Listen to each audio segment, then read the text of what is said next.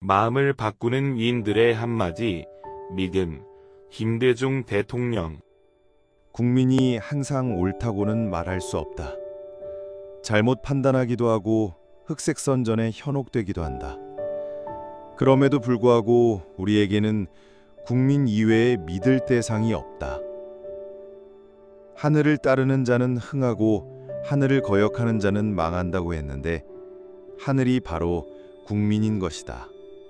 국민의 판단이 항상 완벽할 수는 없지만 결국 국민이 모든 것의 근원이자 최종 판단자라는 민주주의의 대전제를 분명히 한 발언으로 지금 이 사회를 이끌기 시작한 분께서 하고자 하는 방향이 이와 다르지 않음입니다. 행동하지 않는 양심은 악의 편입니다. 이 말은 김대중 대통령의 삶을 관통하는 핵심 가치를 보여줍니다. 그는 불의를 보고도 침묵하거나 방관하는 것은 결국 악에 동조하는 것과 같다고 보았습니다. 아무리 옳고 선한 의지를 가지고 있더라도 그것을 행동으로 옮기지 않으면 아무런 의미가 없으며 오히려 악이 득세하도록 돕는 결과를 낳는다는 준엄한 경고입니다. 정의를 위한 적극적인 실천과 참여를 강조하는 그의 신념을 나타냅니다. 국민의 정부는 민주주의와 시장 경제를 병행시키겠다. 민주주의와 시장 경제는 동전의 양면이고 수레의 양바퀴와 같다. 결코 분리해서는 성공할 수 없다. 1998년 대통령 취임사. 김대중 대통령의 국정 철학을 압축적으로 보여주는 어록입니다. 그는 민주주의, 정치적 자유와 권리와 시장 경제, 경제적 효율성과 자유가 상호 보완적이며 어느 한쪽만으로는 진정한 발전과 국민의 삶의 질 향상을 이룰 수 없다고 보았습니다. 두 가치가 균형을 이루며 함께 발전해야만 국가가 성공할 수 있다는 그의 확고한 비전을 드러냅니다. 국민은 언제나 승리하는 것은 아닙니다. 그러나 마지막 승리자는 국민입니다. 유일하게 현명하고 유일하게 승리할 수 있는 국민에게서 배우고 국민과 같이 가는 사람에게는 오판도 패배도 없습니다. 역사의 궁극적인 주체는 국민이라는 강한 믿음을 표현합니다. 때로는 국민이 고통을 겪고 어려움에 처할 수도 있지만 결국에는 국민의 지혜와 힘이 모든 난관을 극복하고 승리한다는 것입니다. 정치인은 이러한 국민의 뜻을 헤아리고 국민과 함께해야만 올바른 길을 갈 수 있으며 실패하지 않는다는 국민 주권 사상을 강조하는 말입니다.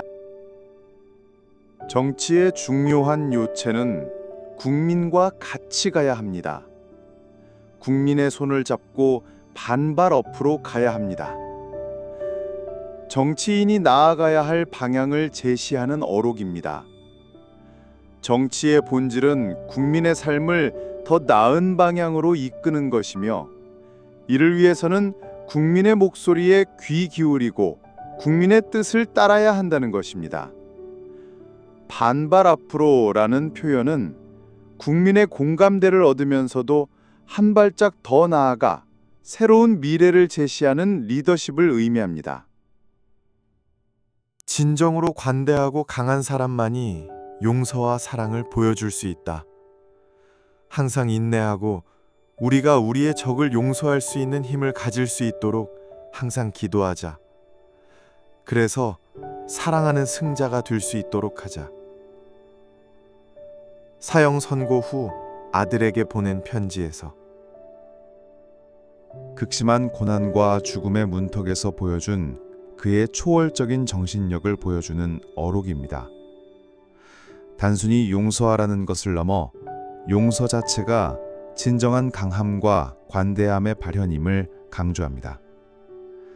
개인적인 원한을 넘어선 사랑과 용서가 진정한 승리로 이어진다는 그의 종교적 믿음과 깊은 인간적 성숙함을 엿볼 수 있습니다.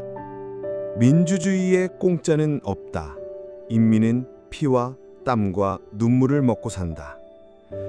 민주주의를 쟁취하고 지키는 것이 얼마나 어렵고 값비싼 희생을 요구하는 일인지를 강조하는 말입니다.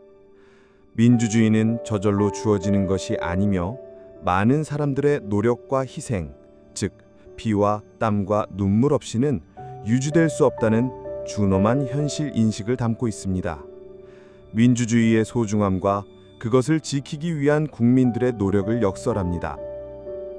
민주주의의 적은 공산 좌익 독재뿐 아니라 우익 독재도 똑같다. 1969년 삼선개헌 반대 시국 대강연회에서 민주주의에 대한 그의 일관된 원칙을 보여줍니다. 그는 이념이나 진영을 막론하고 국민의 자유와 권리를 억압하는 모든 종류의 독재를 민주주의의 적으로 간주했습니다. 이는 냉정시대의 이념적 대립 속에서도 오직 민주주의라는 보편적 가치를 지키고자 했던 그의 확고한 신념을 드러냅니다. 우리에게 위기가 있다면 그것은 외부의 도전에서 오는 것이 아니라 바로 우리 안에 번지고 있는 정신적 패배주의입니다. 이대로는 안 됩니다. 새로워져야만 합니다. 좌절과 침체에서 용기와 희망의 시대를 열어야 합니다. IMF 외환 위기라는 국가적 위기 앞에서 국민들에게 던진 메시지입니다. 그는 외부의 어려움보다 우리 스스로의 정신적 패배주의가 더 큰 위협임을 지적하며 국민들이 좌절하지 말고 용기와 희망을 가지고 나아가야 한다고 역설했습니다. 위기를 극복하고 새로운 시대를 열기 위한 국민적 단합과 긍정적인 정신력을 강조하는 리더의 면모를 보여줍니다. 정치는 진흙탕 속에서 피는 연꽃과 같다. 정치의 본질과 이상을 비유적으로 표현한 어록입니다. 진흙탕은 정치 현실의 복잡함, 권모술수, 비리 등 부정적인 측면을 의미합니다. 그러나 연꽃은 그러한 혼탁한 환경 속에서도 깨끗하고 아름답게 피어나는 순수함과 고귀함을 상징합니다. 즉, 정치가 아무리 더러워 보일지라도 그 안에서 순수한 이상과 국민을 위한 숭고한 가치를 실현할 수 있다는 긍정적이고 이상주의적인 정치 철학을 담고 있습니다. 김대중 전 대통령은 대한민국의 제15대 대통령으로 민주화와 인권 신장을 위해 평생을 헌신했으며 IMF 외환위기 극복과 남북관계 개선에 큰 발자취를 남긴 인물입니다. 1924년 전남 신안에서 태어난 김대중은 일제강점기와 대한민국 건국 초기 혼란기를 거쳐 정치에 입문했습니다. 1954년 제3대 국회의원 선거 출마를 시작으로 정치인의 길을 걸었으며 1961년 제5대 국회의원으로 당선되며 본격적인 활동을 시작했습니다. 그는 박정희, 전두환 정권 시절 독재에 맞서 민주화를 위해 싸웠습니다. 1971년 제7대 대통령 선거에서 박정희 당시 대통령과 겨루어 40대 기수론을 내세우며 돌풍을 일으켰으나 아쉽게 패배했습니다. 이후 납치 사건, 사형 선고, 해외 망명, 가택연금 등 수많은 고난을 겪으면서도 민주주의와 인권 수호의 신념을 굽히지 않았습니다. 1980년 김대중 내란 음모 사건으로 사형 선고를 받았으나 국제사회의 구명운동으로 감형되어 미국으로 망명했습니다. 긴 투쟁 끝에 1997년 제15대 대통령으로 당선된 김대중 대통령은 취임 당시 IMF 외환 위기라는 국가적 위기에 직면했습니다. 그는 국민들의 자발적인 근무후기 운동을 독려하고 기업 및 금융 구조 조정을 과감하게 추진하며 위기를 성공적으로 극복했습니다. 이 과정에서 IT 산업 육성과 벤처기업 활성화에 힘써 대한민국이 정보화 사회로 발돋움하는 기틀을 마련했습니다. 외교적으로는 북한과의 관계 개선을 위한 햇볕 정책을 추진했습니다.